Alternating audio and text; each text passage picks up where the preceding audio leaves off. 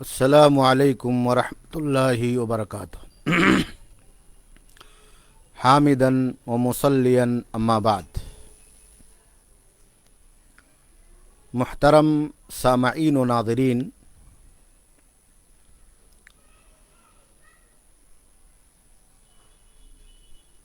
درس حدیث کے عنوان پر یہ سلسلہ الحمدللہ جاری اور ساری ہے۔ آج کے اس لائیو درس میں ایک بہت ہی عظیم الشان اور محتم بالشان حدیث کے سلسلے میں کچھ باتیں سلسلہ وار دو تین درس میں اللہ رب العالمین کے فضل و توفیق سے ذکر کی جائیں گی، اور یہ عظیم الشان حدیث حدیث جبریل کے نام سے احادیث مبارکہ کے اندر مشہور ہے۔ تو آئیے پیارے نبی صلی اللہ علیہ وسلم کی اس حدیث کو پہلے لفظ بلفظ سماعت کریں۔ امام مسلم رحمہ اللہ نے حدیث نمبر 8 میں حضرت عمر ابن خطاب رضی اللہ تعالیٰ عنہ سے روایت کیا ہے۔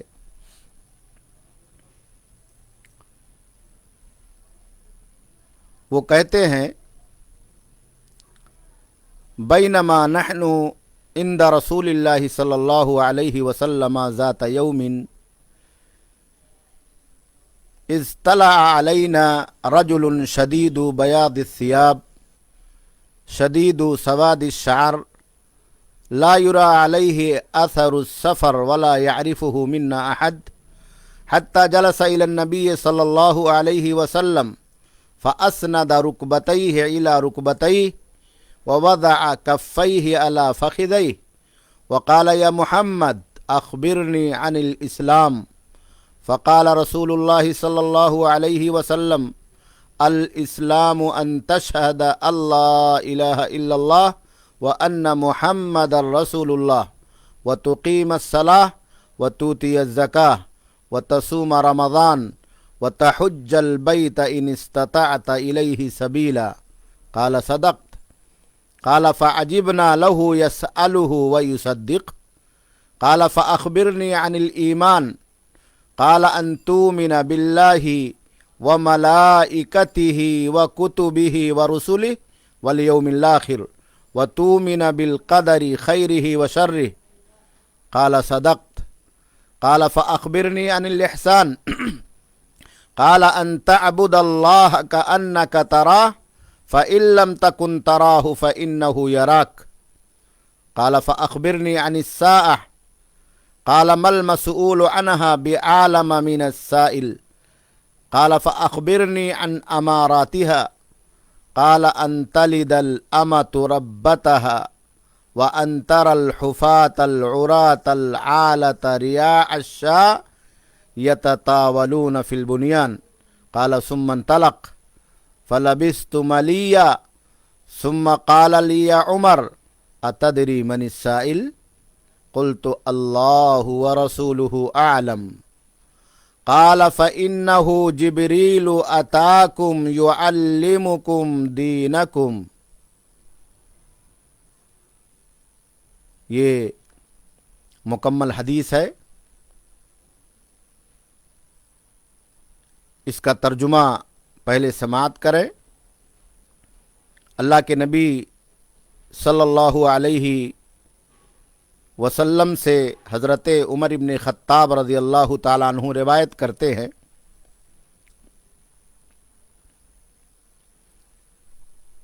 حضرت عمر ابن خطاب رضی اللہ تعالیٰ عنہ قصے کی ابتدا، اس حدیث کی ابتدا यूँ करते हैं कहते हैं कि एक दिन हम अल्लाह के नबी सल्लल्लाहु अलैहि वसल्लम की मजलिस में बैठे हुए थे।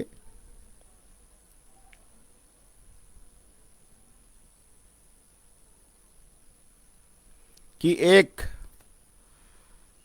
आदमी अचानक काले सियाह बालों वाले इंतहाई सफ़ेद साफ सुथरे कपड़े पहने नुमदार हुए। इन पर सफ़र के असरात नहीं थे और न ही हम में से कोई इनको पहचानता था। वो आकर नबी करीम सल्लल्लाहु अलैहि वसल्लम के पास बैठ गए। उन्होंने अपने घुटने आपके घुटने से मिला लिए और अपनी हथेलियां आपके घुटनों पर रखकर कहने लगे, ऐ मोहम्मद, मुझे इस्लाम के बारे में बताएं। रसूल अकरम सल्लल्लाहु अलैहि वसल्लम ने फरमाया, इस्लाम ये है कि तुम ला इलाहा इल्लल्लाह मुहम्मदुर रसूलुल्लाह की गवाही दो, नमाज कायम करो, ज़कात अदा करो, रमज़ान के रोज़े रखो और अगर इस्तिताअत हो तो ज़िंदगी में बैतुल्लाह का हज करो। उन्होंने कहा कि आपने सच फरमाया। हज़रत उमर इब्न ख़त्ताब कहते हैं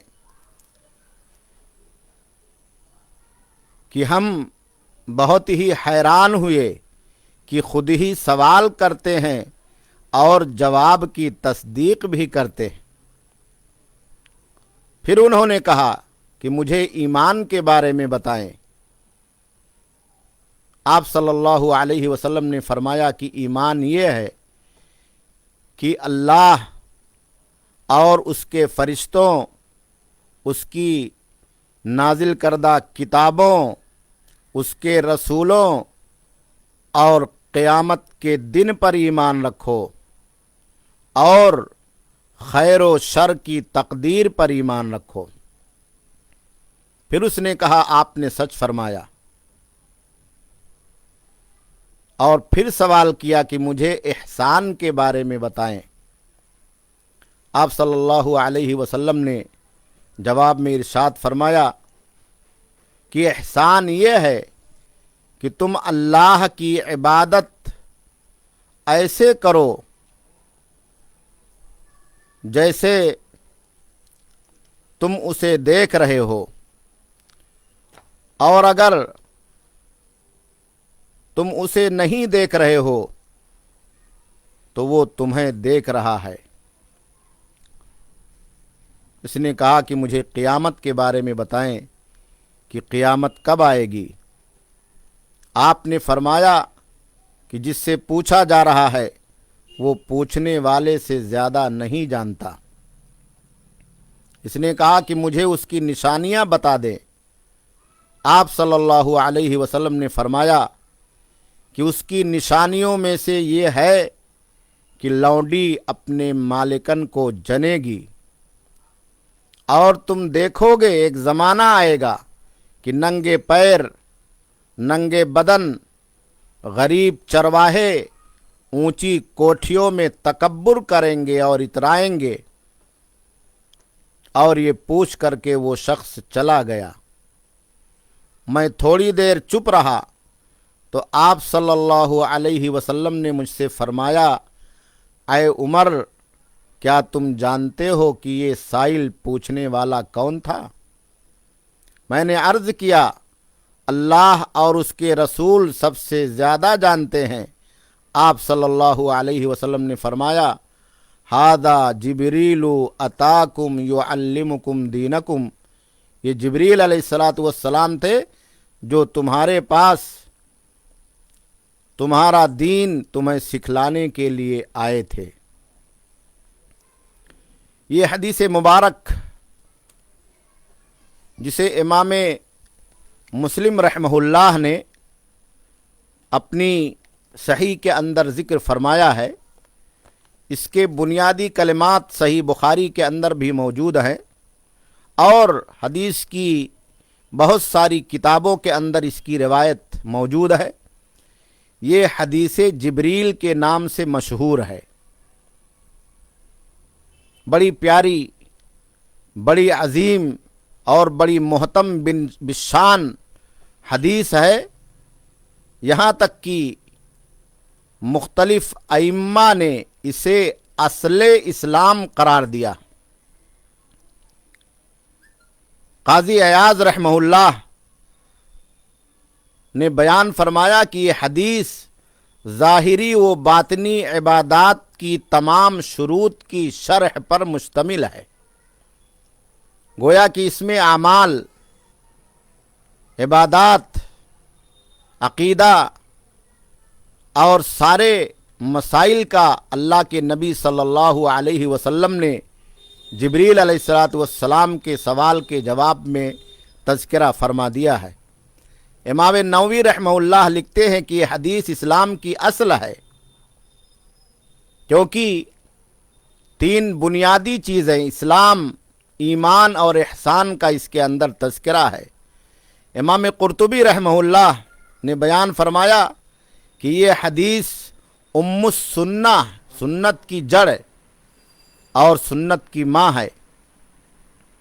امام ابن دقیق العید بیان فرماتے ہیں کہ سورہ فاتحہ قرآن مجید کی ماں ہے، ام القرآن کہا جاتا ہے، اور یہ حدیث ام السنہ ہے، یہ سنت کی ماں ہے، سنت کی بنیاد ہے۔ امام ابن رجب رحمہ اللہ لکھتے ہیں کہ یہ حدیث سارے دین کی شرح پر مشتمل ہے۔ اس طرح سے مختلف ائمہ نے اس حدیث مبارک کو دین کی بنیاد، سنت کی بنیاد، ایمان کی بنیاد، اسلام کی بنیاد اور شریعت کی بنیاد قرار دیا ہے۔ اس میں بنیادی باتوں کا تذکرہ ہے، ایمان اور اس کے ارکان کا بیان ہے، اسلام اور اس کے ارکان کا بیان ہے، احسان اور اس کی شکل اور صورتوں کا بیان ہے، اور اسی طریقے سے قیامت کی بعض نشانیوں کا بھی اللہ کے نبی صلی اللہ علیہ وسلم نے اس میں تذکرہ فرمایا۔ اس لیے ہر مسلمان کو چاہیے کہ اللہ کے نبی صلی اللہ علیہ وسلم کی اس حدیث مبارک کو پڑھے، بار بار پڑھے، اس کے معانی اور مطالب کو سیکھے، تاکہ ایمان کی بنیادی باتیں، ارکان ایمان کے حوالے سے، اللہ پر ایمان کے حوالے سے، فرشتوں پر ایمان کے حوالے سے، آسمانی کتابوں پر ایمان کے حوالے سے، قرآن پر ایمان کے حوالے سے، رسولوں پر ایمان کے حوالے سے، آخری رسول محمد رسول اللہ صلی اللہ علیہ وسلم پر ایمان کے حوالے سے، قیامت اور یوم آخرت پر ایمان کے حوالے سے، اور تقدیر پر ایمان کے حوالے سے ساری باتیں ہمارے اور آپ کے ذہن نشین ہو جائیں، اس کے احکام اور مسائل کو ہم تفصیلی طور پر جان سکیں، پہچان سکیں، اور اسی طریقے سے ایمان اور اس کے ارکان، بالخصوص شہادتین کا بیان، نماز کی فرضیت، زکوٰۃ کی فرضیت، روزے جیسی عظیم عبادت کی فرضیت اور حج کی فرضیت کے بارے میں ہمیں جانکاری اور مکمل طریقے سے اس کے احکام اور اس کے اوقات، اس کی کیفیت اور اس سے متعلق مسائل کا علم ہو سکے،